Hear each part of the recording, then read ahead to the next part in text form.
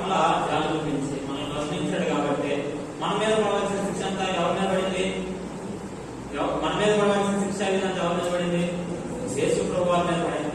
కాబట్టి మన మీద శిక్షా విధిని తీసేసాడు, ఇప్పుడు మన మీద ప్రభు చూపించాడు. కాబట్టి ఇప్పుడు ఆయన విశ్వాసం ఇస్తే మనల్ని అందరినీ ఏం చేస్తున్నాడు? నీతిమంతులుగా తీరుస్తున్నాడు. సరే, మరలా ఒక వారం అడిగిన ప్రశ్న మరలా అడుగుతున్నాను. ఇప్పుడు ఎంతమంది సమాధానం చెప్తారో ఇప్పుడు మీలో ఎంతమంది పనులకు వెళ్తారు? ప్రశ్న అర్థమైందా? ప్రశ్న అర్థమైందా? అర్థం కాదా? డైరెక్ట్ గా వెళ్తాను లేకపోతే వెళ్ళాలి అనేది మీ నోట్తో మాట చెప్పండి. అందరూ చెప్పండి వరుసగా.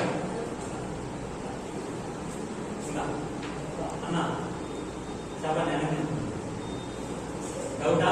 సరే, మీరు వెళ్తాం.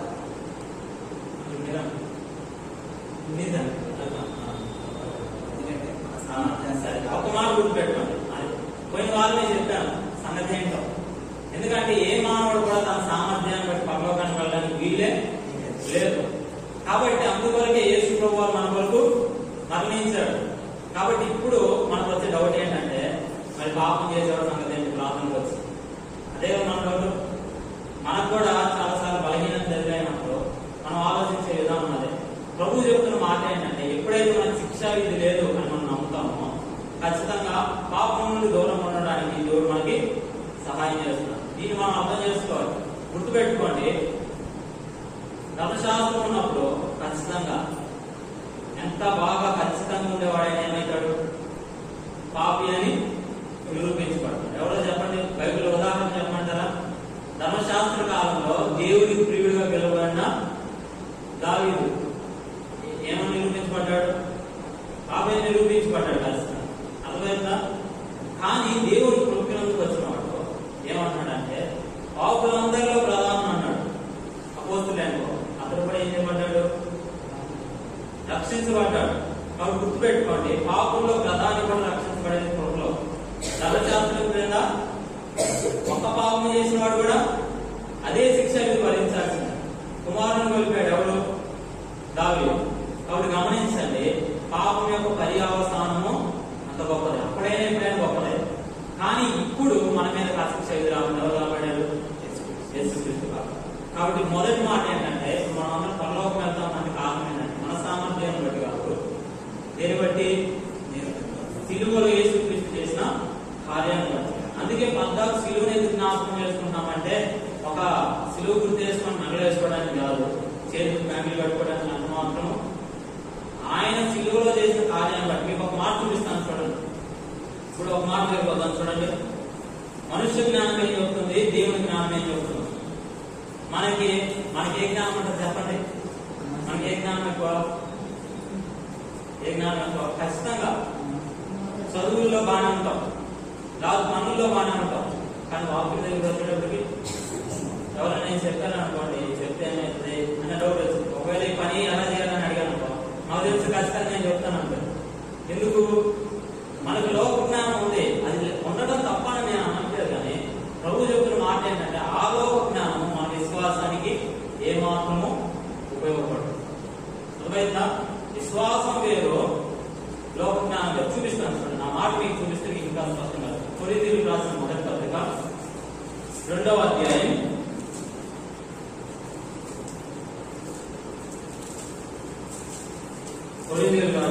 2వ పత్రిక మొదటి పత్రిక 2వ అధ్యాయం 4వ వచనం. 2వ అధ్యాయం 4వ వచనం. మీ విశ్వాసము మనుషుల జ్ఞానమును ఆధారం చేసుకొనక దేవుని శక్తిని ఆధారం చేసుకొని వినవాలి. నేను మాట్లాడినను సువార్త ప్రకటించినను జ్ఞానయుక్తమైన తీయని మాటలను వినియోగింపక పరిశుద్ధాత్మయు దేవుని శక్తియు మన పరుచు దృష్టాంతములనే వినియోగిస్తుంది. కాబట్టి చూడండి, కొంతమంది లోకంలో మాట్లాడతారు, చాలా ఆకర్షణీయంగా ఉంటాయి మాటలు. రాస ఎలా కుదురుతుంది? చాలా చక్కగా కుదురుతుంది. పౌలు గారికి రాదంటే, పౌలు గారు ఎంత చదువుకున్నారంటే, ఆ కాలంలో ఆయనతో పాటు ఉన్న వాళ్ళు ఎవరు కూడా అంత బాగా చదువుకోలేదు. అన్ని పట్టాలు పొందాడు, అంత జ్ఞానం ఉంది. కానీ జ్ఞానంతో ఎవరు ప్రకటించట్లేదు? క్రీస్తుని ప్రకటించట్లేదు. దేని ద్వారా ప్రకటిస్తున్నాడు? నేను మాట్లాడినను సువార్త ప్రకటించినను జ్ఞానయుక్తమైన తీయని మాటలను వినియోగింపక పరిశుద్ధాత్మయు దేవుని శక్తియు కనపరచు దృష్టాంతములనే వినియోగిస్తాను. అంటే అర్థమేంటి? దేవుని శక్తి కనపడాలి. ఇంకోటి దేవుని ఆత్మ ప్రేరణ ద్వారా ఉంటారు. ఆ దృష్టాంతాలు అంటే అర్థమేంటంటే పాత నిబంధనలో ఉన్న లేఖనం అంటే అప్పటికి ఇంకా క్రొత్త నిబంధన ఇవ్వబడలేదు. పాత నిబంధన మాత్రమే ఉంది కాబట్టి లేఖనాల్లో ఉన్న సంగతులను లేఖనాల్లో ఉన్న సంగతులతోనే పోల్చారు. మనం తీసుకెళ్లి బయట వాటితో పోల్చారు. కొన్నిసార్లు మనం మనుషుల జ్ఞానంతో పోల్చామనుకోండి వ్యత్యాసం వచ్చిందే రాదా? ఖచ్చితంగా వచ్చింది. కాబట్టి ఇది మనుషుల జ్ఞానంతో పోల్చలా. ఎందుకు పోల్చాడు? లేఖనాన్ని లేఖనంతోనే పోల్చాడు. మీకు ఇలా చెప్తాను, చాలా ఎలాంటి ప్రశ్ననైనా ఎలాంటి సమస్యనైనా సాల్వ్ చేయగల ఒక వ్యక్తి ఉన్నాడు, లోక జ్ఞానం. ఆ వ్యక్తిని తీసుకెళ్దాము, ఇశ్రాయేలీయులు ఉన్న స్థితిలో వాళ్ళు నిలబెట్టాం. ఆ వ్యక్తిని ఇప్పుడు ఏం చేయాలో చెప్పాను. ఇశ్రాయేల్ ఎలా ఉన్నారో చెప్తాను. నేను ఇశ్రాయేల్ ఉంచున్నారు, ఇక్కడ ఇశ్రాయేల్ ఉన్నారు. ముందు ఎర్ర సముద్రం ఉంది, వెనక ఫరో సైన్యం ఉంది. వాళ్ళు ఎందుకు వస్తున్నారు? వీళ్ళని చంపడానికి వస్తున్నారు. ఇటు చుట్టూ అరణ్యం ఉంది, ఇటు వెళ్ళలేదు, ముందుకు వెళ్ళలేదు, ఇటు వెళ్ళలేదు. ఇప్పుడు ఏం చెప్తారు? లోక జ్ఞానం విశ్లేషించేవాడు ఏం చెప్తారంటే సముద్రంలో పేరు తెచ్చుకోవడం వేస్ట్, అరణ్యంలో పేరు తెచ్చుకోవడం వేస్ట్. కాబట్టి వెనక్కి వెళ్ళి బతిమలాన్ని పట్టుకోవాలంటే లేకపోతే తిరిగి వాళ్ళ మీద యుద్ధం చేయండి, అదే కదా చెప్పేది. కానీ దేవుడి జ్ఞానం ఏం చెప్పేది చెప్పండి? విశ్వాసంతో అడుగు ముందు వేయమని. యూదుల చరిత్రలో వాళ్ళ చరిత్ర వాళ్ళు రాసుకుంటారు కదా, వాళ్ళ గురించి రాసిన చరిత్ర వాళ్ళు చెప్పారు. ఆ నాయకుడు అనేవాడు ముందుండి అడుగు వేస్తున్నప్పుడు వెళ్తున్నప్పుడు వెళ్తారు కదా, దేని మీద వెళ్తారు? గుర్రాల మీద వెళ్తారు కదా ముందున్న వాళ్ళు. ఆ గుర్రాల మీద వెళ్తున్నప్పుడు ఆ గుర్రాలు ఇక్కడ వచ్చేసాను. అప్పుడు కూడా ఏమవలేదు, సముద్రం ఇంకా సేనలా మోసే నిలబడ్డాడు కనబట్టుకొని. కానీ వాళ్ళు యూదుల చరిత్ర చెబుతున్న సంగతి ఏంటంటే ఇంకా సేనలు. కానీ విశ్వాసంతో వాళ్ళు ముందుకి అడుగు వేశారు. దేవుని మనస్సాన్ని పట్టుకొని ముందుకి. మన జీవితాల్లో క్రీస్తుని పట్టుకొని మనం ముందుకు వెళ్తున్నాం అంటే ఖచ్చితంగా విశ్వాసంతో మనం ముందుకు వెళ్తున్నాం. లోకంలో వాళ్ళు చూసిన ఏమంటారు చెప్పండి?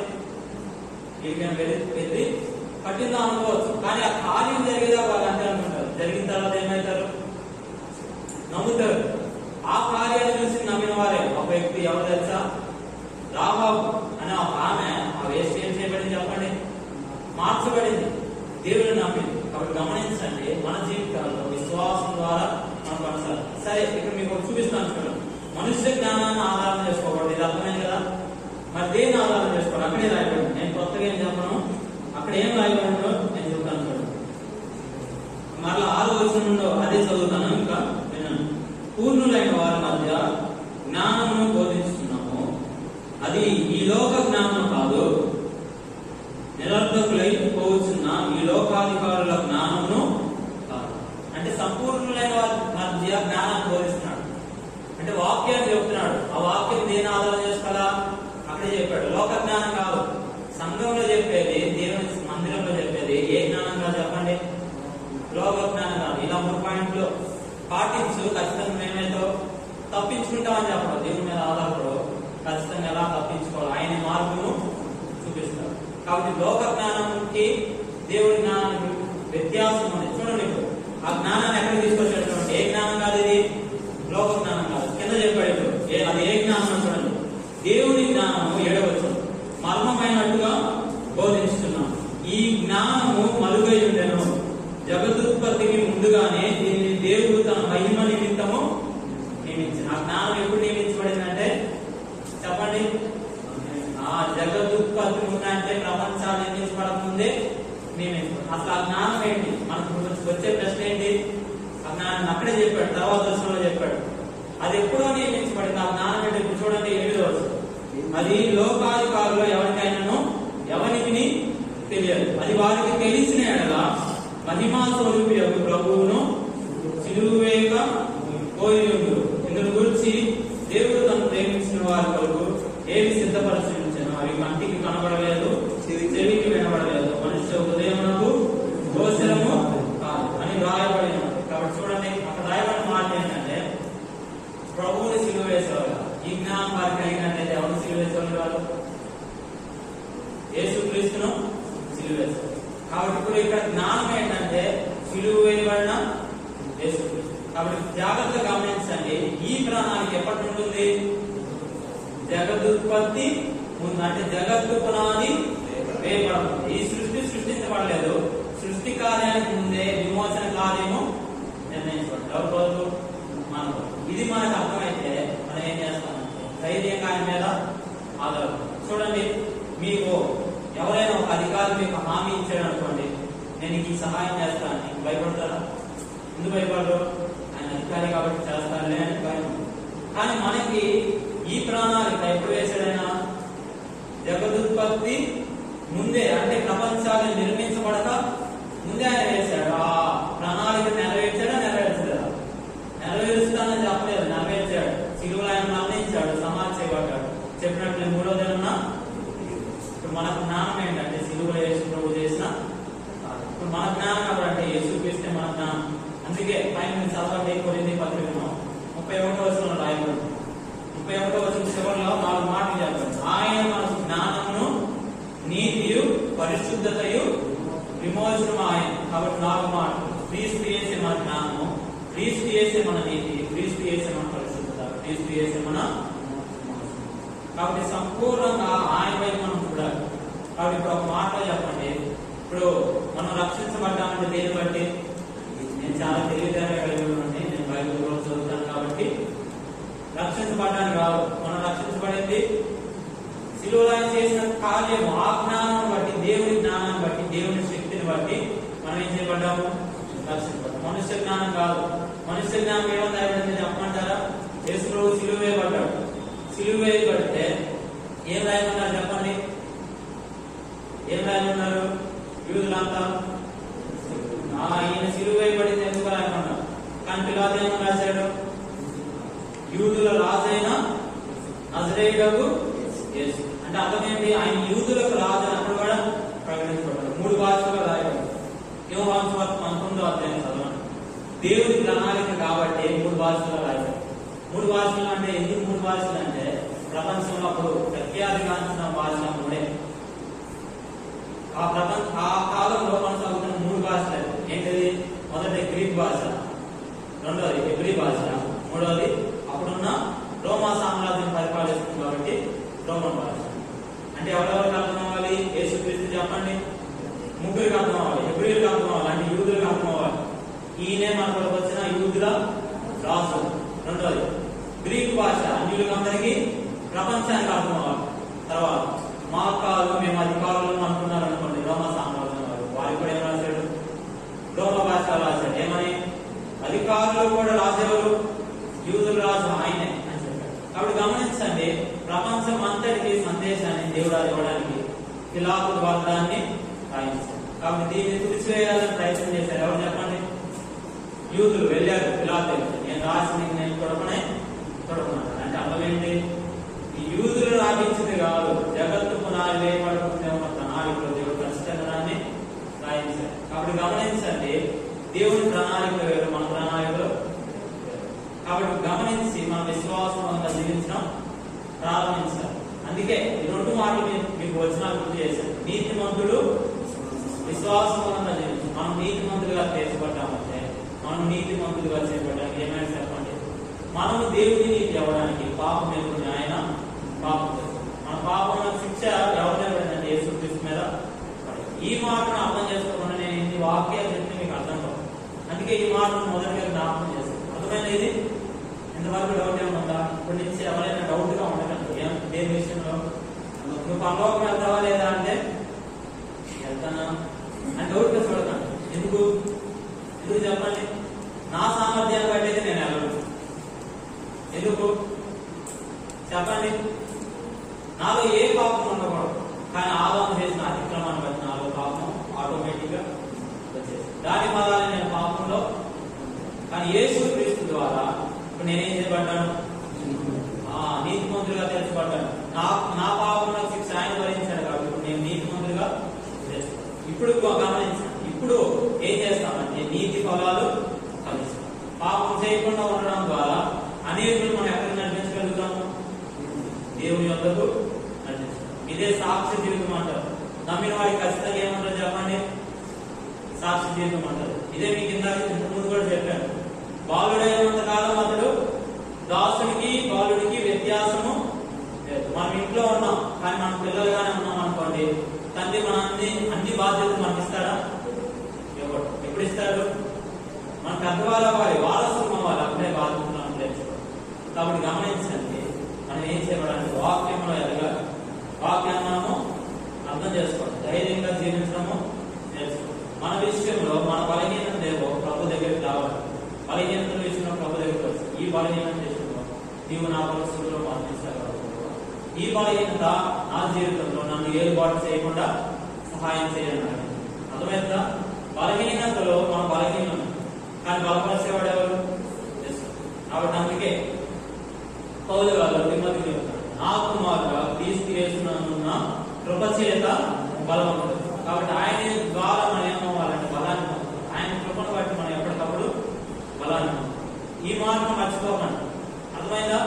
కాబట్టి ఇప్పుడు మీకు ఒక మాటను జ్ఞాపకం చేస్తాను ఏంటంటే, ఈ మాటలన్నీ ఇప్పుడు మనం అర్థం చేసుకోవాలంటే ఇప్పుడు మన ప్రభు ఏమై ఉన్నాడు అనేది మనం చెప్పుకున్నాం. ఏమై ఉన్నాడు? మన ప్రధాన యాజకుడు ఎవరు చెప్పండి? మన ప్రభు అయినా ఇప్పుడు ఆయన చేస్తున్న పరిచర్య గురించి ఆయన ప్రవక్త అని చెప్పబడలేదు. ఏమని చెప్పబడింది? మన ప్రధాన యాజకుడు మన కొరకు ఉన్నాడు అనే మాట చెప్పబడింది పత్రిక. ప్రధాన యాజకుడు యాజకుడు చేసిన పని ఏంటి చెప్పండి? ఎప్పుడు పత్రిక ఎప్పుడే చదివా 5వ అధ్యాయం మొదటి వస్తుంది. ప్రజల పక్షాన్ని ఉంటాడు, ప్రజల పక్షాన్ని నిలబడతాడు, దేవుని దగ్గరికి వెళ్తాడు. ప్రజల పక్షాన దేవుని దగ్గరికి వెళ్ళిన వాడే యాజకుడు. యాజకుడు 2 పనులు మీకు చెప్తాను, జాగ్రత్తగా ఏం మర్చిపోమా, జాగ్రత్త. యాజకుడు 2 పనులు విడిచిపెట్టుకుంటారు. మొదటి పని ఏంటంటే దేవుడి దగ్గర పనిచేయడం. రెండవ పని ఏంటంటే పాత్ర యాజకుడు ప్రజల దగ్గరికి రావాలి. అర్థమైందా? ఏం చేయాలి? దేవుడి దగ్గరికి వెళ్ళాలి. రెండవది ప్రజల దగ్గరికి రావాలి. నిత్యము ప్రత్యక్ష గుడారంలో అక్కడ ఉండాలి. పరిశుద్ధ స్థలంలో ధూపార్పణ ఉంటుంది, అలా దీపవృక్షం ఉంటుంది. దానిలో నుండి అయిపోకుండా ఎప్పుడు వెలుగుతూ ఉండడము చూసుకోవాలి. ఎవరు? ప్రధాన యాజకుడు. దానితో పాటు అప్పుడు ఏం చేయాలంటే రక్తాన్ని ప్రోక్షించాలి. ఎక్కడ? సంవత్సరానికి ఒకసారి అతి పరిశుద్ధ స్థలం. ఇది యాజకుడి పని దేవుడి దగ్గర. అంటే అర్థమైతే ప్రజల పక్షాన వీరి పాపముల కొరకు చిందించబడిన రక్తం మీదని చూపిస్తుంది. కానీ ఆ రక్తము పాత నిబంధనలో ఉన్న రక్తం ఏం చేయట్లేదంటే పాపాలు తీసుకెళ్ళి. కానీ ఇప్పుడు యేసుక్రీస్తు తన దైన రక్తాన్ని మన కొరకు చిందించారు. ఆ రక్తాన్ని పరలోకానికి తీసుకున్నారు. కాబట్టి ఆ రక్తం చూపించబడుతుందంటే అర్థం ఏంటంటే మన పాపములన్నీ క్షమించబడి. అర్థమైనది మొదటి పని. దేవుని వద్ద యేసు ప్రభు చేస్తున్న పని ఏంటో తెలుసా? చెప్పేయండి, ఒక మాట చెప్పండి. మీరు నీతిమంతులుగా తీర్చబడ్డారని ఉత్తరవాదిగా ఎక్కడున్నాడు ఆయన? దేవుని వద్ద ఉన్నాడు. ఇది దేవుని వద్ద యేసు ప్రభు చేస్తున్న పని. ఇప్పుడు మన యాజకుడు ప్రజల వద్ద చేయవలసిన పని, బయటకు వచ్చి యాజకుడు చేయవలసిన పని ఏంటంటే తన చేతులు ఎత్తి వారిని ఆశీర్వదించాలి. దీని ఇంకో విషయం కూడా ఉంది. దీనితో పాటు ఏంటంటే అప్పుడు కుష్ఠరోగుల దగ్గరికి వెళ్ళాలి. వాళ్ళు ఇస్తున్నాయి, వాళ్ళు బాగుపడే ఆ వ్యక్తి చూడాలి. వాళ్ళు బాగుపడాలంటే యాజకుడు ద్వారా అనేది సాధ్యం. కాబట్టి మన జీవితాల్లో మన ప్రధాన యాజకుడు ఏం చేస్తున్నాడంటే మన బలహీనతల విషయంలో సరి చేస్తున్న వాడు ఎవరు? మన ప్రధాన. కుష్ఠరోగం అంటే ఏంటి? కుష్ఠరోగం బయటికి కనపడేది కాదు, అంతరంగంలో బలహీనత. అది ఎప్పుడు బయటికి కనపడుతుంది అంటే పూర్తిగా శరీరం అంతా వెళ్ళినాం. కాబట్టి గమనించండి, మన జీవితంలో ఉన్న బలహీనతలు 1-2 కనపడదు. దాన్ని మనం నిర్లక్ష్యం చేస్తూ మన బలహీనతను ప్రభు దగ్గరికి వచ్చి, ప్రభు ఈ విషయంలో నీవు నాకు సహాయం చేయి, ఈ బలహీనతను కూడా భరించావు, కానీ నేను దీన్ని 14 సారి దాన్ని జ్ఞాపకం చేసుకుంటున్నాను అని మనం ఆయన దగ్గరికి వచ్చి చెప్పుకున్నాం. ఏమైంది చెప్పండి? ఆ కుష్ఠరోగం ఆయన ఏం చేస్తాడు? ఆ బలహీనతను తీసుకెళ్తాడు. కాకపోతే ఏమైతుంది? ఆ బలహీనత కలుగుతుంది. ఎంతవరకు అవుతుంది? అందరికీ కనబడే అంత అవుతుంది. కనబడినప్పుడు ఏమైతుంది చెప్పండి? నువ్వు కనపడటం వల్ల ఈ వ్యక్తి ప్రార్థనకు వచ్చేవాడేలా లేడు. ఇప్పుడు నేను వెళ్ళి వాడిని స్వార్థ చెప్పాను అనుకో, ఏమంటాడు? ఫలానా సహోదరుని వెళ్ళిపడుతున్న స్వార్థ చెప్పాను. అతని జీవితమేమి మన వేసుకున్నామంటే జీవితాలు మాత్రం ఏం చెప్పారు? ఏదైనా అడిగాను అనుకోండి, ఎవరిని బట్టి వెళ్ళి చెప్పండి సాక్ష్యము. ఇప్పుడు నేనే సరిగ్గా జీవించకుండా చెప్పాను అనుకోండి, ముందు నువ్వు మారంటారు. అంటే అర్థం ఏంటంటే మన సాక్షి జీవితం ఏం చేస్తుందంటే ఇతరులు ప్రభావితము. ఎగ్జాంపుల్ ఎవరో కాదు, సమరేశ్వరి యేసుప్రభు దగ్గరికి వచ్చింది. ఏమైంది? ఆమె జీవితము మారిపోయింది. యేసుప్రభు రాగానే ఆమె పాపం గురించి చెప్పలా. నువ్వు పాపంలో ఉన్నావు, వెళ్ళి సరి చేసుకొని చెప్ప. ఏమన్నాడు? మా దాహానికి నీళ్ళు అయితే ఆమె ఏమంది? నువ్వు సమరయ్య అని ప్రారంభించావు. అప్పుడు ఆయన చెప్పాడు, నేను ఇచ్చి నీళ్లు త్రాగవాడు అన్నింటినీ తప్పికొన్నాడు. అప్పుడు ఆయన ఆరాధన అనుభవాన్ని గురించి చెప్పాడు. తర్వాత ఏమన్నాడు? నీకు నలుగురు పెరిమిట్లు ఉన్నారు, ఇప్పుడున్నవాడు ఇవాడు కాదు. ఇప్పుడు ఆ మాటలన్నీ వింటున్నా ఆమె గుర్తించి ఏమని గుర్తించింది? ఆమె పాపాన్ని గురించి కూడా చెప్పాలి. ఏం గుర్తించింది? నా పాపనని, ఆయన మెస్సయ్య అని, నన్ను విమోచించగలిగిన వాడు ఆయన గుర్తించింది. ఆమె కుండను విడిచిపెట్టి ఎక్కడికి వెళ్ళింది? గ్రామంలోకి వెళ్ళింది. ఆమె మార్పు చెందింది. ఎక్కడికి వెళ్ళింది? గ్రామంలోకి. కాబట్టి గమనించి మన మార్పు ఎక్కడికి వెళ్తుంది చెప్పండి? గ్రామంలో ఆటోమేటిక్ వెళ్ళిపోతుంది. వాళ్ళంతా ఎక్కడికి వచ్చారు? దగ్గరికి వచ్చి ఆయన దగ్గర వాక్కున్నారు. వాళ్ళు కూడా గమనించండి, మన జీవితాలు ఏమైతే అనేకులు మాది కాదండి. జక్కేజ్ జీవితం కూడా అంతే. ఏమయ్యాడు? యేసుప్రభు ఎవరో చూడాలనుకున్నాడు అంతే. ఏమైనా చెప్పండి? మార్పు చెందా లేదా? మార్పు చెందాడని చెప్పడానికి ఒకటే ఉదాహరణ ఏంటి చెప్పండి? అందరు కొనుక్కున్నారు. ఈ వ్యక్తి పాపం చేశాడు, ఈ వ్యక్తి బలహీనుడు, ఈ వ్యక్తి చేస్తున్నాడు. ఒకటే చెప్పాడు, ప్రభు నేను ఎవరి దగ్గర అయితే అన్యాయం తీసుకున్నాను అదండి. ఎందుకు? ఇస్తేనే పదవి వస్తానని చెప్పా, నువ్వు ఇచ్చిరా అయ్యా అని చెప్పా. యేసుప్రభుడు ఏమన్నాడు? ఎవరైతే దేవుడి ప్రేమ అర్థం చేసుకున్నారో ఆటోమేటిక్ ఏమవుతారు? బలహీనత నుండి బయటపడతారు. మీరు అర్థం చేసుకోకుండా ఉన్న విషయం ఏంటంటే, నేను బలహీనత నుండి బయటపడిన తర్వాత దేవుడు ఆపుకున్నాడు. నేను బలహీనత నుండి బయటపడిన తర్వాత ఈ కార్యంలో ప్రభు దగ్గరికి రాదు. ఖచ్చితంగా మీ బలహీనతను దూరం చేస్తాను. కాబట్టి ఈ విషయాన్ని గుర్తుపెట్టుకోండి. మన ప్రధాన యాజకుడు ఎక్కడున్నాడు? మనలో పనిచేయడానికి, మనతో పాటు మన బలహీనతలను మనం విడిపించడానికి ఉన్నాడు. ఈ రెండు విషయాలు గుర్తుపెట్టుకోండి. దీని గురించి ఆలోచన చేస్తూ లూకాసు వార్త 15వ అధ్యాయంలో మీకు ఒక సంగతి చెప్పాను. 3 ఉపమానాలు రాయబడినాయి. అర్థమైందా? ఒకటి తప్పిపోయిన గొర్రెలు. తప్పిపోయిన గొర్రెలు ఏం చేశాడు? 100 గొర్రెలు ఉన్నాయి. ఒక యజమానికి యేసుప్రభు చెప్పిన ఉపమానం. 100 గొర్రెలు ఏమైంది? త్రోవను వెళ్తున్నాయి. కానీ ఒక గొర్రెలు ఏమైంది? ఒక గొర్రె తప్పిపోయాడు. ఇప్పుడు ఆ యజమానుడు ఏం చేశాడు? ఆ కాపరి ఏం చేశాడు? ఆ గొర్రెను కదలడానికి. మన బలహీనత నిమిత్తం మన ప్రధాన యాజకుడు ఏం చేస్తున్నాడు? మళ్ళా ఎక్కడైతే మనం తప్పిపోయామో ఆ చోటుకి ఆయన వెళ్తున్నాడు. మనం అక్కడ నుండి కదలట్లేదు. ఆయన వచ్చాడు, మనం ఆయన ఉద్యోగుల మీద ఎక్కిస్తున్నాం. కాబట్టి మనం చేయవలసింది విశ్రాంతిలో ఉంటాం. అంటే మన భారం ఆయన మీద మోపి, ప్రభు ఈ బలహీనతను నాకు సహాయం చేస్తాం. కాబట్టి ఈ అలా మనం అధిగమించుకుంటూ రావడం. వచ్చిన ఆయన ఏం చేస్తాడు చెప్పండి? ఊరుకుంటాడా? భుజం మీద ఎక్కించుకోవాల్సిన ఆయన ఊరుకుంటాడా? లేదు. గొర్రె పిల్లలు ఆ గాఢాంధకాలంలో ఉందంటే చెప్పాను కొన్ని వారం కూడా. ఇశ్రాయేలు ప్రదేశం అంతా ఎట్లా ఉంటుందంటే కొండలు, లోయ. కొండలు ఇప్పుడు కాపరి వారు తీసుకెళ్తున్నాడు. ముందు కొండల మీదకి వెళ్లాల్సిందే. ఎత్తైన స్థలాల్లో కనపడతారు, తర్వాత లోతైన అంధకార సంబంధమైన దగ్గర కూడా ఉంటారు, గాఢాంధకారంలో కూడా ఉంటారు. అంటే అర్థం ఏంటంటే చీకటి అనుభవాలు కూడా వారు. కానీ వాళ్ళతో పాటు ఎవరున్నారు? కాపరి ఉన్నాడు, మన ప్రధాన మనతో పాటు. ఇప్పుడు ఈ గొర్రె తప్పిపోయింది. గొర్రె తప్పిపోతే ఏమైంది చెప్పండి? గొర్రె తప్పిపోతే ఏమైతుంది? శత్రు చేతితో పడుతుంది ఖచ్చితంగా. శత్రు చేతితో పడింది అంటే అతను గాయం చేతిని వదిలి పెడతారా? ఖచ్చితంగా గాయం చేస్తారు. ఒకవేళ శత్రువు చేతి పడలేదు, తప్పించుకోవడానికి పరిగెత్తినప్పుడు ముందు ఖచ్చితంగా గాయపరచబడడం అనేది ఖచ్చితంగా. కాబట్టి గమనించండి, మన బలహీనతను మనల్ని ఖచ్చితంగా గాయపడుతుంది. అందుకే ఆయన అన్నాడు, కీర్తన 23 కీర్తన కాపుడు కీర్తన ఏమన్నాడు? నూనెతో నా తల అండి. అంటే అర్థం ఏంటంటే ఆ నూనె ఏంటంటే మనం బాగు చేయడానికి. దీని కూడా యేసుప్రభు మరొక ఉపమానం చెప్పాడు. ప్రభు చెప్పిన మాటలన్నీ మనం బాగు చేయడానికి అని ప్రభు చెప్పిన మాటలోనే. కానీ వాళ్ళు ఏం చేయలేదు, వాటన్నింటినీ ఏం చేయలేదు, అర్థం చేసుకోలేదు. ఏ జ్ఞానంతో ఉన్నారు వాళ్ళు? మనుష్య జ్ఞానంతో ఉన్నారు, దేవుడి జ్ఞానంతో వారు ఆలోచించలేదు. కొరింథీ పత్రిక 2వ అధ్యాయం చదవండి. మనం దేవుడి జ్ఞానంతో ఆలోచించడానికి కారణం ఏంటంటే దేవుని ఆత్మ మనకు అనుగ్రహించబడ్డాడు. కాబట్టి గమనించండి, ఇప్పుడు యేసుప్రభు ఏం చెప్పాడు చెప్పండి? గాయాలు కట్టాడు. ఒక వ్యక్తి దొంగల చేతిలో పడి ఏమయ్యాడు? ఎరికో నుండి యెరూషలేము నుండి ఎరికోకు వెళ్తున్న వ్యక్తి దొంగల చేతిలో పడి గాయాలు పట్టుబడి పరప్రాణంతో ఉంచబడ్డాడు. ఆయన వచ్చాడు, ఏం చేశాడు మన ప్రధాన యాజకుడు? అతని గాయాలు కట్టాడు, అతని ద్రాక్షరసము ఇచ్చాడు. తర్వాత ఏం చేశాడు? అతని కోటకోలో ఇంటి వద్ద గమనించాడు. ఏం చేశాడంటే గాయాలు కట్టాడు, కోటకోలో వారి ఇంటి వద్ద ఉంచాడంటే అతని సంఘానికి మానుకోకూడదని చెప్పేది ఎంతో తెలుసా? కోటకోలో వారి ఇంటి వద్ద ఆ వ్యక్తి ఉండకపోతే ఆ బలహీనుడు భోజనం చేస్తాడు.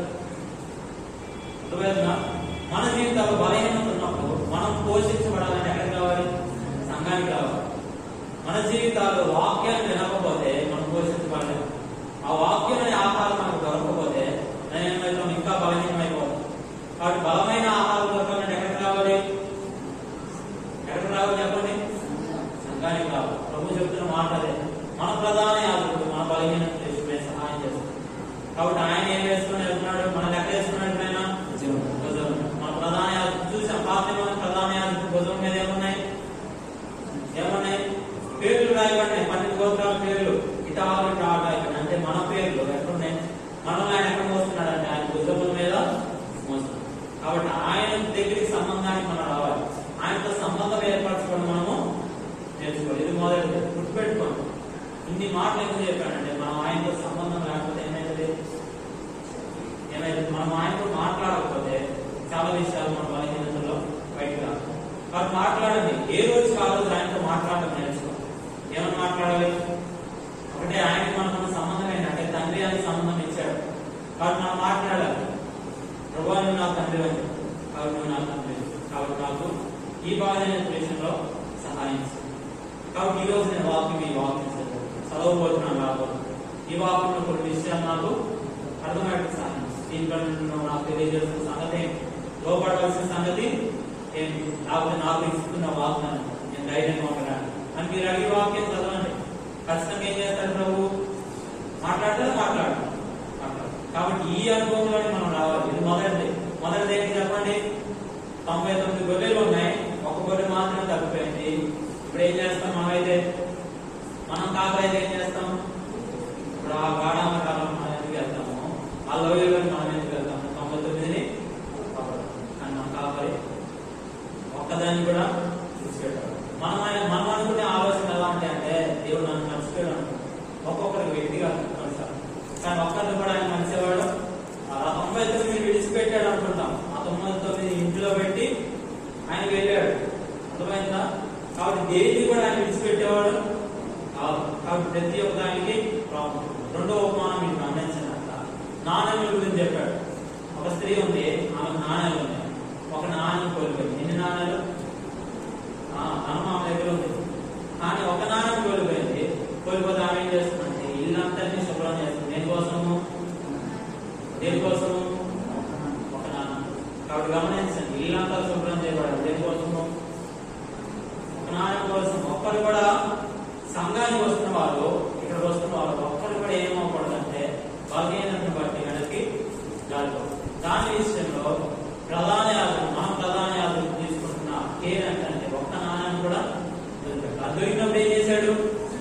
సంతోషించాడు, ఆనందించాడు, వాళ్ళతో కలిసి విందు చేశాడు. కాబట్టి మనల్ని ప్రేమిస్తున్న వాడు ఎంత గొప్పవాడు అర్థం చేసుకున్నాడు. ఆయన చేతి దగ్గర ఆమె ఆ చేతులతో ఏం చేసింది? శుభ్రపరిచింది. ఇల్లంతా శుభ్రపరచాలి. కాబట్టి సంఘం విషయంలో బాధ్యత తీసుకుంటున్నవాడు ఆయన. శుభ్రపరిచేవాడు ఎవరు? ఆయన. ఆ బలహీనతలన్నీ విషయంలో శుభ్రపరిచేవాడు ఆయన. కాబట్టి ఆయన చేతులు ఆశీర్వదించడం మాత్రమే కాదు, భద్రపరుస్తుంది. ఇప్పుడు ఆ నాణ్యాలు ఆమె చేతిలోకి వచ్చినవంటే ఎక్కడ ఉపయోగించాలని తెలీదా? మనల్ని ఎక్కడ ఉపయోగించాలని తెలిసలేదు. కాబట్టి ఒక్కోడు కూడా మనం ఫస్ట్ నుంచి నేర్చుకోవాల్సిన మాట ఏంటంటే, నేను కూడా నేర్చుకున్న ఒక మాట ఏంటంటే, మనం ఎలా ఉపయోగపడాలి అని మనం టెన్షన్ పడవలసింది. ఏం చేయాలి? ప్రభువు ముందు ఆయన పరిచయం చేయాలి. అప్పుడు మనం ఖచ్చితంగా ఆటోమేటిక్ ఏమైతాం? పరిచయం చేయాలి. ఆయన దగ్గర నుండి పరిచర్య పొందుకోకపోతే మనం పరిచర్య చేయాలి. ఆయన ఇచ్చే సందేశాన్ని మనం పొందుకోకపోతే మనం తిరిగి పని చేయాలి. ఎందుకంటే తొందరపాటులో వస్తాయి. మార్పు విషయంలో జరిగింది అది. ఆయన పాదాలను కూర్చొని నేర్చుకోలేదు. ఏం కలిగింది? తొందరపాటు కలిగింది. కానీ మరీ నేర్చుకుంటే ఏమైంది? లాజరు చనిపోయినప్పుడు కూడా నెమ్మదిగా కూర్చొని అందరిని ఎవరి దగ్గర నడిపించింది? ప్రభు దగ్గర. కాబట్టి ఈ విషయాలన్నింటినీ జాగ్రత్త మీరు ఆలోచన చేయండి. మనం ఏం చేయాలంటే ప్రభు వాక్యం దగ్గర ప్రతి దినము కుటుంబంగా కూర్చొని ఏం చేయాలి? వ్యక్తిగతంగా కూర్చోగలిగిన వాళ్ళు వ్యక్తిగతంగా, కుటుంబంగా కూర్చోగలిగిన వాళ్ళు ఖచ్చితంగా కుటుంబంగా కూర్చొని ఏం చేయాలి? వాక్యాన్ని ప్రార్థన చేయాలి, వాక్యాన్ని మాట్లాడుకోవాలి. అర్థమైందా? వాక్యాన్ని మాట్లాడుకునేటప్పుడు మనం మాట్లాడుకోవాల్సిన వాక్యం విశ్వాస సంబంధమైన వాక్యం. అంటే అర్థమైంది, ఈ విషయంలో ప్రభు నాకు ఎలా సహాయం చేయబోతుంది, ఈరోజు నాకు ప్రభు ఏమైనా మాట్లాడారు, దీంట్లో ప్రభు ఏమైనా. అర్థమైందా? మూడవ ఉపమానం చెప్పిన ముగించైపోతున్నాడు. చెప్పండి, మూడవ ఉపమానం ఏంటి? 15వ అధ్యాయం చదివారన్నా తప్పిపోయిన కుమారుడు. ఈ వ్యక్తి కూడా ఏంటి చెప్పండి? అన్ని తప్పిపోయినాయి. గొర్రె తప్పిపోయింది, నాణ్యము పోయింది, తర్వాత ఇప్పుడు తప్పిపోయిన కుమారుడు. ఈ వ్యక్తి విషయంలో కూడా తప్పిపోతే ప్రభు వదిలిపెట్టాడా? తండ్రి వదిలిపెడతాడు. ఇక్కడే తండ్రి అనే సంబంధం అంటున్నాడు. ఆ తండ్రి కుమారుడు వదిలిపెడతాడా? వదిలిపెట్టాడు. ఎప్పుడు తిరిగి వస్తాడని ఎదురు చూశాడు. కాబట్టి ఎదురు చూశాడు. కుమారుడు తిరిగి రానవచ్చాడు. బ్రాహ్మణుడు ఏం చేశాడు? అతని మునికి వస్త్రాల వల్ల అతని దగ్గరికి వెళ్ళాడు. అతను హత్తుకున్నాడు. ఏమయ్యాడు? అతను తండ్రి వెళ్ళి కుమారుడు హత్తుకోగానే ఒకటే అర్థం. కుమారుడు ఏమని అర్థమైంది? ఇప్పుడు దాకా నేను కోల్పోయిన అతనికి గుర్తుపెట్టుకోండి. దేవుడి ప్రేమ మనం అర్థం చేసుకున్నంత కాదు, మనం ఎంత కోల్పోయామో ఆయన ప్రేమ అర్థం చేసుకున్న కాదు. ఆ కోల్పోయిన వాటన్నింటినీ తండ్రి వదిలిపెడతాడా? సరే, హత్తుకొని వదిలేలా ఏం చేశాడు? వస్త్రాలు మార్చేశాడు. తర్వాత తన చేతికి కోల్పోయిన ఉంగరాన్ని ఏం చేశాడు? ఆఖరి కోల్పోయాడు. ఉంగరాన్ని ఇచ్చాడు. చెప్పులు లేవు, ఏం చేశాడు?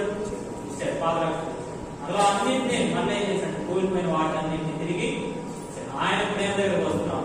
మనం ఏమైతే కోల్పోయాం వాటన్నింటి మళ్ళీ తిరిగి మన బలహీనతను బట్టి మనం కోల్పోతున్నాం. కానీ ఆయన దగ్గరికి వస్తున్నప్పుడు మన బలహీనతలను మనం గురించి మనం కోల్పోయిన వాటిని తిరిగి ఆయన మనకి. కాబట్టి మన ప్రధాన యాజకుల గురించి నేను మాట చెప్తున్నాను. ఏం చెప్పండి? మన బలహీనతల్లో సరిగ్గా. అర్థమైందా? కాబట్టి ఇప్పుడు మనం నేర్చుకున్న ఒకే ఒక మాట ఏంటంటే ఆయన చేతులు. ఫస్ట్ మాట ఏంటి? ఆయన భుజాలు. తర్వాత ఆయన చేతులు మనం భద్రపరుస్తున్నాయి. వెతికి ఏం చేస్తే ఆ నాణ్యములన్నింటినీ కాపాడి. అర్థమైందా? తర్వాత కాపాడడం మాత్రమే కాదు, ఆయన చేతిలో ఎవరు కూడా వాటిని అపహరించాలి. ఈ నాణ్యం ఒక్క నాణ్యం కూడా వేస్ట్. ప్రభు చేతులు మనం ఉంటే మన పాత్రలో ఎప్పుడు కూడా మనం వేస్ట్ కాదు. చాలా మంది అంటుంటారు వేస్ట్ లో ఉంటే వృధాగానే ఉంటున్నారు అనుకుంటారు. ఖచ్చితంగా మనల్ని ఏం చేస్తారంటే ఆ నాణ్యాన్ని ఎక్కడ ఉపయోగించాలి అక్కడ మాత్రమే ఉపయోగిస్తారు. కాబట్టి గమనించండి, దీన్ని జాగ్రత్తగా అర్థం చేసుకోవాలి. ఆయన చేతిలో ఉంటే భద్రత మాత్రమే కాదు, విలువ కూడా ఉంటుంది. ప్రతి నాణ్యము విలువ కలిగిన నాణ్యం. అది మాత్రమే కాదు, మూడోది ఆయన హృదయం. తండ్రి యొక్క హృదయం. మన ప్రధాన యాజకుని హృదయం దగ్గరికి మనం వస్తాం. ఆ యాజకు ప్రధాన యాజకుడు కోల్పోయిన వాటి తిరిగి మనకి. కాబట్టి వీటన్నిటిని మీరు జాగ్రత్తగా ఆలోచన చేయండి. ఇంకా మీకు ఒక మాట ఫస్ట్ వచ్చిన చదివించండి. దాని గురించి చెప్పలేదు, అవసరాన్ని బట్టి తర్వాత మనం మాట్లాడుకుంటాం. ఏంటంటే గుడ్ మాట్లాడాలి. మనం ఎప్పటికప్పుడు అనుభవించాల్సిన విషయం ఏంటంటే మన ప్రభు మన జీవితాల్లో కార్యం జరిగించాలి. అప్పుడు మనం ఖచ్చితంగా ఏం చేస్తాము? చెప్పండి? పని చేయగలరు. అంతేనా? ప్రభు మన జీవితాల్లో కార్యం జరిగించకపోతే మనము ఏం చేయలేము, పని చేయలేము. మీకు ఉదాహరణ చెప్పేశాను, ఇప్పటికీ ఇద్దరు చెప్పాను. ఎవరు చెప్పండి? మీరే విన్నారు. సమరస్త్రీ ఫస్ట్ కార్యం జరిగించింది ఎవరు? ప్రభువే. ముందు ఆమె దాపాన్ని చెప్పగా ఏం చెప్పాడు? ఆమె అవసరం ఏంటో చెప్పాడు. ఆమె దాపను తీర్చగా నా పాపం ఆమె నేను చేసినవన్నీ నాతో. ఇప్పుడు ఆమె చెబుతుంది ఏమని? నేను పాపం చేశాను. ఆ విషయాలని ఏం చెప్పాడు? ఈయన క్రీస్తుని పరిచయం చేస్తుంది. ఎవరికి? లోకం. అర్థమైందా? లోపల మార్పు వస్తే ఖచ్చితంగా ఆటోమేటిక్ గా బయట పరిచయం చేస్తారు. కాబట్టి మనం పరిచయం చూసుకుంటే పరిచయం చేస్తాం. రెండో వ్యక్తి ఎవరు చెప్పండి? రెండో వ్యక్తి ఎవరు? జక్కయ్య గురించి చేస్తాం. జక్కయ్య కూడా ఏమయ్యాడు? ఎవరో చూడాలని వచ్చాడు. అతను కొట్టితనం ఏమైంది? తనకు అడ్డుగా వచ్చింది. కానీ రాకుండా ఆపలేదు. కానీ ప్రభు అతను ప్రేమించాడు. జక్కయ్య దిగి ఆహ్వానించాడు. అప్పుడే అతని హృదయము మార్పు చెందింది. కాబట్టి అతను కూడా ఏమయ్యాడు? దేవుని నమ్మాడు. కాబట్టి దేవుని కుమారుడని పిలువబడ్డాడు. కాబట్టి ఈ రెండు విషయాలు చూసినప్పుడు మనం అర్థం చేసుకోవాల్సింది ఏంటంటే దేవుడు మన జీవితాలను మార్చాడు. కాబట్టి మనం ఏం చేయాలి? లోకానికి మాదిరికరంగా మనము జీవించాలి. ఈ సంగతి సరిగ్గా అర్థం చేసుకోండి. అర్థమైందని నేను చెప్పింది. మనం మాదిరికరంగా జీవించాలంటే మన ప్రయత్నం కాదు, ప్రభు మార్చారు కాబట్టి ఆ మాదిరికరమైన జీవితం ప్రభు ఖచ్చితంగా సాక్ష్యం కలిగిన జీవితం ఖచ్చితంగా దేవుడు అనుగ్రహిస్తారు. కాబట్టి ఈ మార్పును గుర్తుపెడతాం. కానీ ఇలా కాకుండా వచ్చిన ఇంకెందుకు ఉన్నారు మరియు నికోదేము అనే ఒక వ్యక్తి వచ్చారు. నిత్య జీవం పొందడానికి నేనేం చేయాలని అడిగాడు. ఎవరిని? రహస్యంగా వచ్చాడు, అడిగాడు. ఏమయ్యాడు? చెప్పాడు. వాడు కొత్తగా జన్మించాలంటే అతనికి అర్థం కాదు. కొత్తగా జన్మించాలంటే అతను అలానే ఆ ప్రేమను కూడా అర్థం చేసుకోలేదు. అక్కడే నికోదేము దగ్గరే ప్రభు చెప్పిన మాట ఏం తెలుసా? దేవుడు లోకమును ఎంతో ప్రేమించాలని అన్నమాట. ఆ ప్రేమ అర్థం చేసుకోవాలి. ఎవరు చెప్పండి? నికోదేము అనుకున్నాడు, నేనేమన్నా కార్యం చేస్తే ఎక్కడికి వెళ్ళొచ్చు? నిత్య జీవం పరలోకం వెళ్ళొచ్చు అనుకుని అడిగాడు. కానీ ప్రభు ఏం చెప్పాడు? కొత్తగా జన్మించాను. ఏదైనా కొత్తగా జన్మించడం అంటే అర్థం కాదు. అంతకుముందు ఏం చెప్పాడు? ప్రేమ కంటే ముందు ఒక మాట చెప్పాడు. ఏం చెప్పాడు? అలా నేను మోసే ఎలాగో ఎత్తర సర్పాన్ని ఎత్తినప్పుడు అందరూ దాని వైపు ఎత్తబడిన ఆ దాని వైపు చూసినప్పుడు రక్షించబడ్డారు. అలానే మనుష్య కుమారుడు ఎత్తబడతాడు. ఆయన వైపు చూసిన వారందరూ, శిలువ వైపు చూసిన వారందరూ. ఇది ఎవరికి అర్థం కాదా? అంత స్పష్టంగా చెప్పినా నికోదేముకి అర్థం కాదు. ఈ ఉపమానాలన్నీ ఎవరికి? సమరేశ్వరికి చెప్పాడా? తర్వాత అధ్యాయం నికోదేము 3వ అధ్యాయం అయితే 4వ అధ్యాయం సమరేశ్వరి ఇవన్నీ చెప్పాలి. కానీ సమరేశ్వరికి కాబట్టి ముందు ఆయన ప్రేమను పొందుకోవాలి. ఖచ్చితంగా ఏం చేస్తారు? లోకానికి ఆయన ప్రేమను పంచుతారు. ఇంకొక వ్యక్తి వచ్చాడు. గోధుమరాన్ని నిత్య జీవం పొందడానికి ఏం చేయాలి? ఈ వ్యక్తి ప్రశ్న పడాలి. అంటే ప్రభు అన్నాడు, ఈ ఆజ్ఞలన్నీ నేను చిన్నప్పటి నుంచి చేస్తున్నాను. అయితే నీకు ఒక పొదుగు గుర్తుపెట్టుకోండి. మనం ఆజ్ఞల గురించి మాట్లాడితే, నా సామర్థ్యాన్ని గురించి మాట్లాడితే నీకు ఒక పొదుగు ఉందని చెప్తాడు. ఎందుకు? ఎన్ని ఆజ్ఞలు పాటించినాక ఒక పొదుగు మన జీవితాల్లో ప్రభు నేనేం సామర్థ్యం ఖచ్చితంగా నీవు నా జీవితంలో కార్యము జరిగించాలని చెప్పండి. మీరు చేయలేని వాటిని కూడా ప్రభు చేస్తారు. అదే కదా అసలు ప్రభు చెప్పిన ఉపమానము. ఏమన్నాడు? సుంకరి పరిచయం. పరిచయం ఏమన్నాడు? ప్రభు నేను వీడు అని వాడు పరిచయం ఏమన్నాడు? సుంకరి ఏమన్నాడు? ఒక పాపం ఏమన్నాడు? ఎవరు నీతి ముందుగా తెచ్చిపడేది చెప్పండి. అది ప్రభువు మీద ఆధారపడిన వాడు నీతి ముందుగా తెచ్చిపడతాడు. మన సామర్థ్యం మీద ఆధారపడిన వాడు చేయగలరు. కాబట్టి మన బలహీనతలో ప్రభు ఖచ్చితంగా సహాయము చేయగలని గుర్తుపెట్టుకున్నాం. మన నీతి మంత్రులైన యేసుక్రీస్తును తర్వాత వరకు. కాబట్టి మనం ప్రతిదినం ఏం చేయాలి? వీటిలో నుండి తప్పిపోకూడదు. వాక్యాన్ని చదవాలి. మీకు కొంతమందికి ఫోన్ ఉన్నాయి, వాడు వారు కొద్దిగా వాక్యం ఎక్కువ పంపించారు. కొద్దిగా వచ్చిన చదవండి, దాన్ని చదవండి. మీరు చదువుకునే వాక్యాన్ని చదవండి, మీరు రాసుకోండి, మాట రాసుకోండి. మీకు అర్థమైన ఏమైతే ప్రభు ఖచ్చితంగా మీతో మాట్లాడతారు. వాటిని జ్ఞాపకము చేస్తుంది. ఖచ్చితంగా ఏమైతే చెప్పండి. ఆ మాటలు మీ హృదయంలో ఉంటుంది. ప్రభు కార్యాన్ని ఖచ్చితంగా జరిగిస్తారు. కాబట్టి విశ్వాసం కలిగిన వాడు ఏం చేస్తాడంటే తన కార్యాలు జీవితంలో చూపించుకోవాలి. విశ్వాసం లేకపోతే భయం ఉంటుంది. అది మన తర్వాత చూద్దాం. అర్థమైందా? మన భయాలు కాకుండా మనలో విశ్వాసం రావడం వెనక వినుట వలన విశ్వాసం, వినుట క్రీస్తు గురించిన మాట. కాబట్టి మనం వినకపోతే యేసు ప్రభు గురించి విశ్వాసం కలగకపోతే భయాలు మన జీవితాలు. భయాలు ఉదాహరణ చాలా ఉంది. కాబట్టి మన ప్రభు మనలో పనిచేస్తున్నాడు. దేవుని యొక్క పని చేస్తున్నాడు. మనలో ఏం చేస్తున్నాడు? పని చేస్తున్నాడు. నాలో బలహీనత ఉందో దాని విషయం ఆయనే పని చేస్తున్నాడు. ప్రభు ఈ బలహీనత విషయంలో సహాయం చేయాలి. ఆయనతో మనం మాట్లాడాలి. అంతే. అది చేస్తే ఖచ్చితంగా ఏమైతే చెప్పండి, మనము బాగుపడతాం. కాబట్టి అది మనం నేర్చుకుని అలా ముందుకి అలా ఉన్నప్పుడు దేవుడు మనందరికీ తన ప్రభుత్వం ప్రార్థన చేశారు. దేవుడు కూడా ప్రార్థన చేస్తారు. సోమవారం దేవదాస్ వాళ్ళ తమ్ముడు యేసుదాస్ అన్న మ్యారేజ్ ఉంది. ఇక్కడ పొందుకోవడం వాళ్ళందరూ వారే రావాలనుకున్న వాళ్ళ పనులు బట్టి రాలేదు. ఖచ్చితంగా అందరికీ చెప్పమన్నారు. ఒక్కొక్కరి కాబట్టి ఖచ్చితంగా చెప్పమన్నారు. మ్యాక్సిమం అందరూ వచ్చేటప్పుడు మీరు ఏం చేయండి చూడండి. ఇప్పుడు సోమవారం, ఈరోజు శనివారం, ఎల్లుండి వాళ్ళు చాలా ఇద్దరు ఆవి కూడా ఇచ్చి పంపించారు. వ్యక్తిగతంగా కూడా ఇవాళ కావాలని చెప్పారు. అర్థమైందా? కాబట్టి మీరు ఖచ్చితంగా రావడానికి ప్రయత్నించండి. సరే, ప్రార్థన చేద్దాం. దాని వరకు కూడా చక్కగా జరిగేట్టు కూడా మీరు కూడా ప్రార్థన చేయండి. ప్రార్థన చేస్తాం. పరిశుద్ధమైన తండ్రి, కృపాకానికి కలిగిన దేవ, మరోసారి మీకే స్తోత్రాలు. దేవ, మా నీతి మంత్రులైన ఉత్తరవాది మీరు మాత్రమే బట్టి స్తోత్రాలు. శిలువలో మీరు చేసిన కార్యాన్ని బట్టి మీరు మమ్మల్ని రక్షించుకున్నారు. మా సంబంధాన్ని బట్టి కాదు ప్రభు, కేవలం మీ మీద నమ్మకం బట్టి, మీ మీద ఆధారపడడాన్ని బట్టి ప్రతి కార్యాన్ని జరిగిస్తున్నారు. అందుకు బట్టి స్తోత్రాలు. ఇంకెక్కువగా మీరు కృపను అనుగ్రహించండి, సహాయం చేయండి. దేవా, మా ప్రధాన యాజకుడు మా భారాలను భరిస్తున్న వాళ్ళను, భుజముల మీద వేసుకొని మోస్తున్న వాళ్ళను అందరిని బట్టి స్తోత్రాలు. దేవ, మీ చేతుల్లో మాకు భద్రతనిచ్చారు, మాకు విలువనిచ్చారు. విలువ మా జీవితాల్లో లేదు దేవా. కోల్పోయిన నాణ్యాలు దేవ, ఎక్కడో పాడవేయబడిన నాణ్యాన్ని వెతికి కనిపెట్టి దేవ మీరు మాకు విలువనిచ్చారు. అందరిని బట్టి స్తోత్రాలు. తప్పైన కుమారుడుగా మేము ఉంటుండగా, కుమారుడుగా మేము ఉంటుండగా దేవ మరలా మేము మమ్మల్ని సేర్పించారు, దగ్గర తీసుకున్నారు. దేవ మీ ప్రేమను కనపరిచారు, మేము కోల్పోయిన వాటన్నింటినీ తిరిగి అనుగ్రహించారు, ప్రేమ చూపించారు. అందుకని స్తోత్రాలు ప్రభావ. దేవా, ఇంకెక్కువగా దేవ మీ ప్రేమను అర్థం చేసుకుంటూ మేము నానుకొని జీవించే వాక్యాన్ని ఇంకెక్కువగా ఈ జీవితంలో మాకు అనుగ్రహించుకోండి. దేవ విన్న వాక్యాన్ని మాలో ఫలింప చేసి దేవ మీ మీద ఆనుకొని మేము జీవించగలిగే కృపను ఇంకెక్కువగా మాకు అనుగ్రహించుకోండి. చదివి వెళ్తుండగా దేవ మమ్మల్ని ఇంకెక్కువ వాక్యం స్థిరపరిచి మేము ఆరాధన సిద్ధపరుస్తూ ముందుకు నడిపించాం. కేవలం మీకు మాత్రమే మహిమ, మా జీవితాలకు క్షేమాన్ని మీరు మాత్రమే అనుగ్రహిస్తారు. మనకు మా ప్రధాన యాజకుడైన మా ప్రభువైన యేసుక్రీస్తు నామములో ప్రార్థిస్తున్నాం. ఆమేన్.